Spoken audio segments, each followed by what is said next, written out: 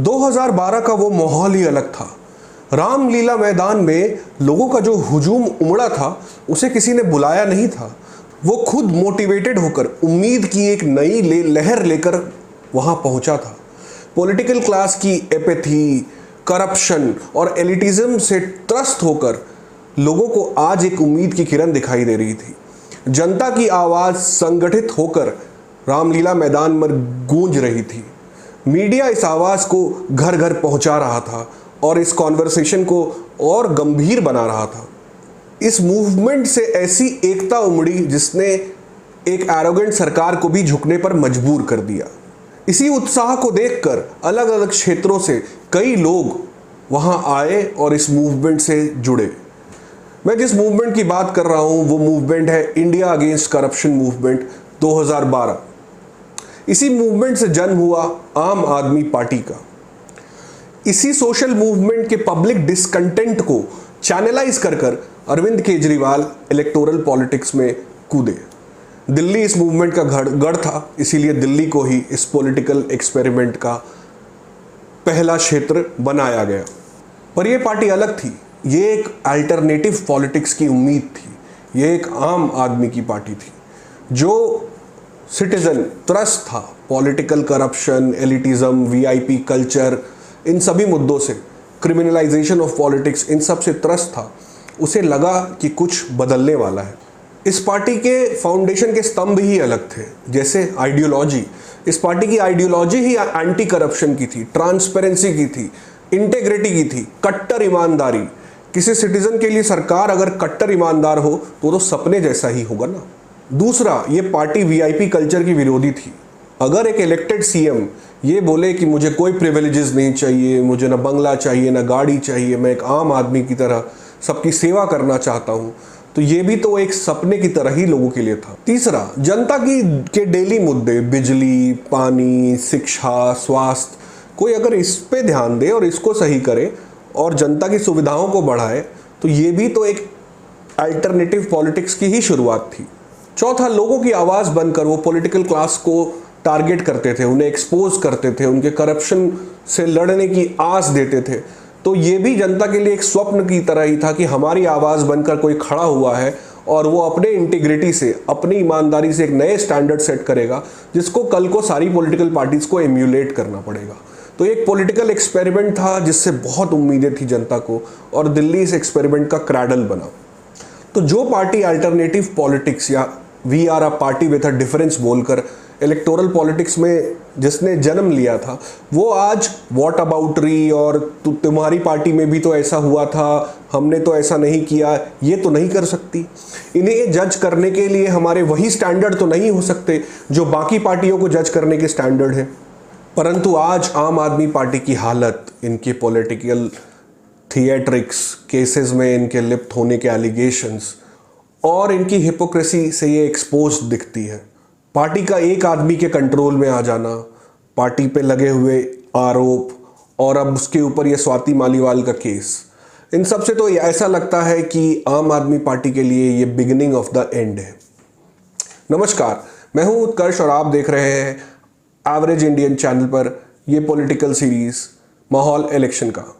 अगर आपको ऐसा कंटेंट या ऐसे टॉपिक्स पसंद आते हैं तो इस चैनल को ज़रूर सब्सक्राइब करें और इस वीडियो को लाइक करके ज़्यादा से ज़्यादा लोगों तक पहुंचाएं। पर ये राजनीतिक और मॉरल पतन इस पार्टी का हुआ कैसे? ये तो बहुत अच्छे इंटेंशन से शुरू की गई थी। ये स्टेप बाय स्टेप, परत दर परत इसका मॉरल पतन हुआ है। इसी को समझेंगे हम आगे इस वीडियो में। आम आदमी पार्टी ने बहुत अर्ली और बहुत ड्रास्टिक सक्सेस देखी। काशीराम जी जो कि बीएसपी के फाउंडर थे, उनका एक फेमस कोटेशन था पॉलिटिक्स के बारे में कि कोई भी पॉलिटिकल पार्टी पहला चुनाव लड़ती है हारने के लिए, वो दूसरा चुनाव लड़ती है दूसरे को हराने के लिए, और जाके तीसरे चुनाव में वो इस काबिल बनती है कि वो जीत सके, जनता का कॉन्फिडेंस हासिल कर सके। परंतु आम आदमी पार्टी ने अपने पहले ही चुनाव में अरविंद केजरीवाल को सीएम देख लिया। दूसरे चुनाव में उन्हें 50% से ज़्यादा वोट मिले और 90% से ज़्यादा सीटें मिली। दिल्ली की जनता ने उन्हें अपना अभूतपूर्व सपोर्ट और प्यार दिया। कल तक जो रामलीला मैदान में यूं ही चिल्ला रहे थे, वो आज सीएम की कुर्सी तक पहुंच गए। असंभव संभव हो गया। एक निस्वार्थ, सरल एवं कमिटेड व्यक्तित्व का आदमी अगर सीएम की कुर्सी पर बैठे तो जनता बहुत ही प्रसन्न थी।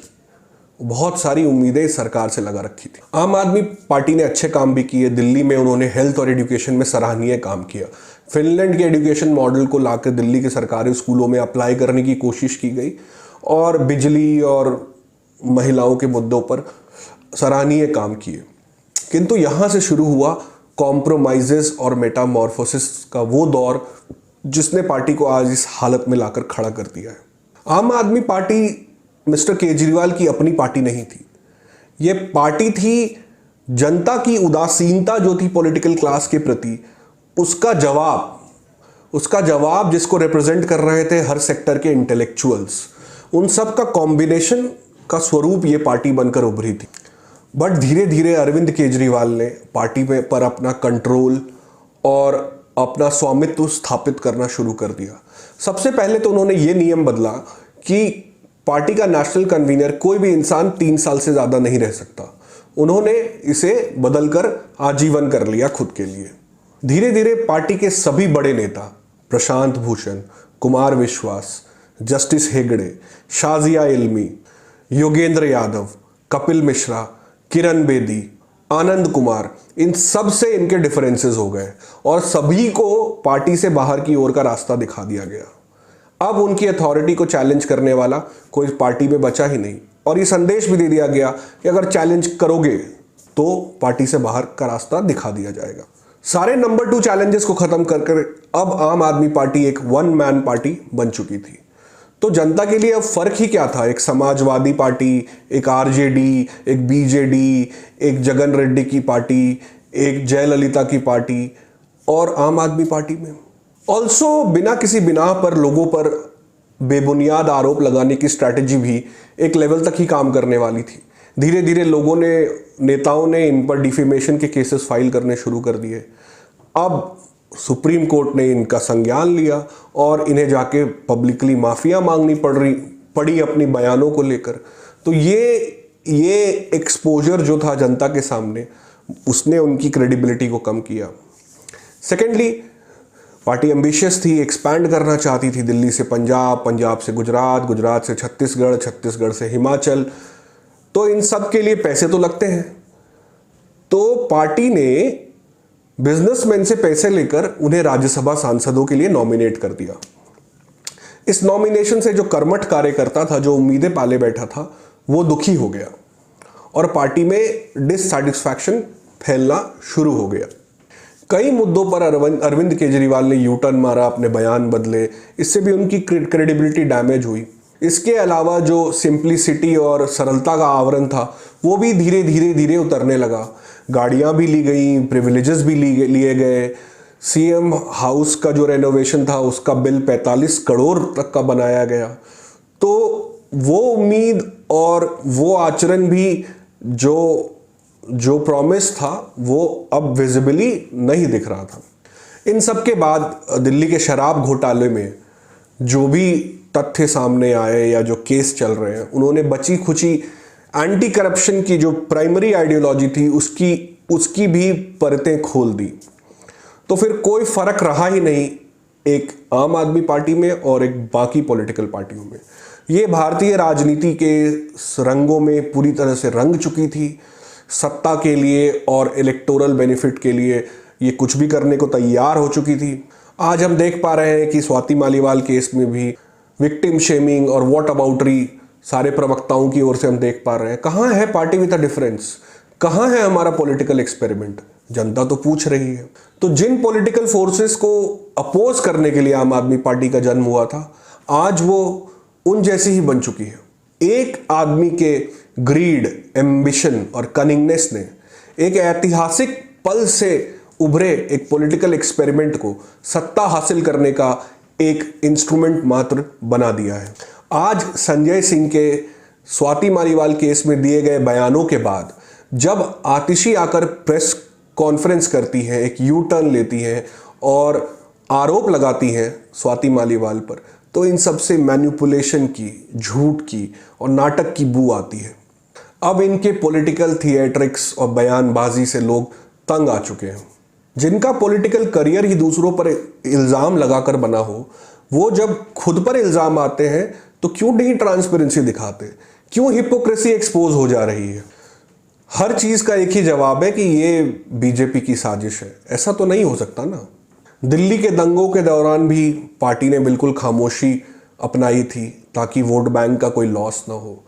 तो राजनीतिक मूल्यों के पतन से पार्टी ने सारी मॉरल अथॉरिटी लूज कर दी है। This is no more a party with a difference, this is a no more a party with righteousness and integrity. पर इन बातों से ये चीज़ तो साफ हो गई है कि 2012 का वो जो स्वप्न, वो पॉलिटिकल एक्सपेरिमेंट, वो अल्टरनेटिव पॉलिटिक्स की उम्मीद भारतीय राजनीति में आज खत्म हो चुकी है। और उसमें बिलीव करने वाले आप और हम जैसे लोग आज ठगा हुआ महसूस करते हैं। वीडियो देखने के लिए धन्यवाद। अगले हफ्ते फिर हाजिर होऊंगा एक नए विषय को लेकर। तब तक के लिए धन्यवाद। एक एवरेज इंडियन।